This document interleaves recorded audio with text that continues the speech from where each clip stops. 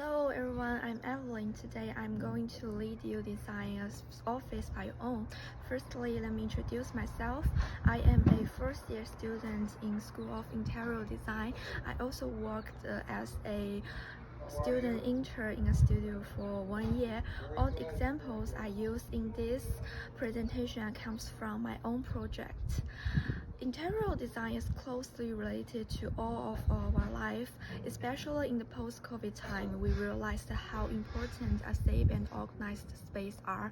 So there are a few points we need to focus on. They are physical work environment, flexibility, and collaboration.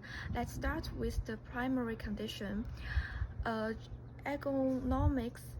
I think everyone is familiar with this word. It means a size of the space which makes our body comfortable.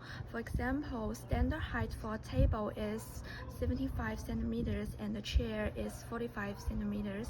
Designers should increase or reduce the height based on the characteristics of the clients. Also, designers should obey Ontario building codes to build an accessible space or a universal stand washroom.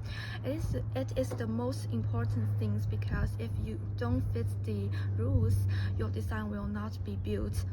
Another thing is outside viewing. Imagine, would you like to stay on an enclosed space or a room full of natural lights? Therefore, in the primary step, designers should consider about light line, as people inside rest their eyes while keep privacy.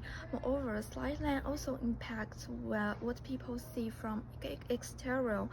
Here is an example. This is a partition that facing the windows, so I decided to build it as a display wall so the working people can see it from outside and quickly understand what this space is used for.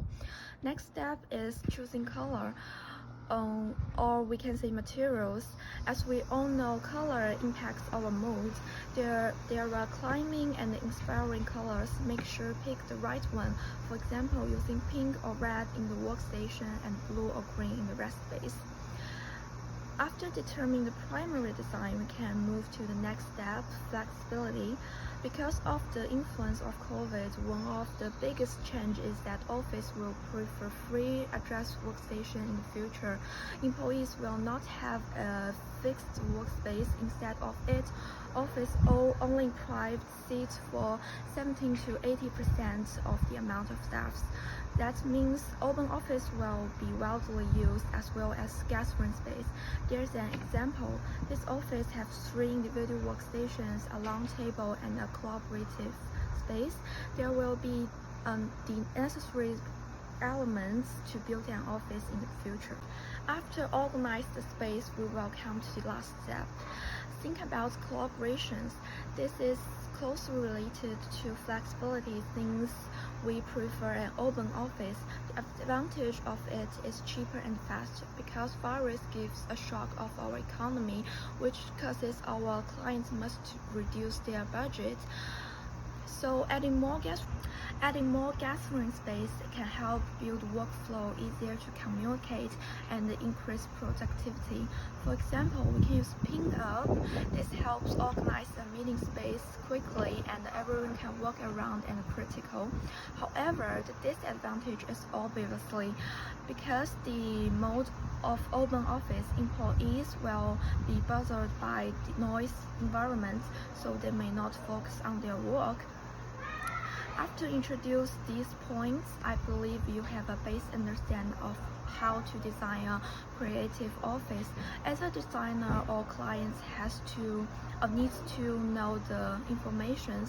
Also, I want to emphasize that design cannot be complete in one step. You need to try few strategies in order to find the most suitable one.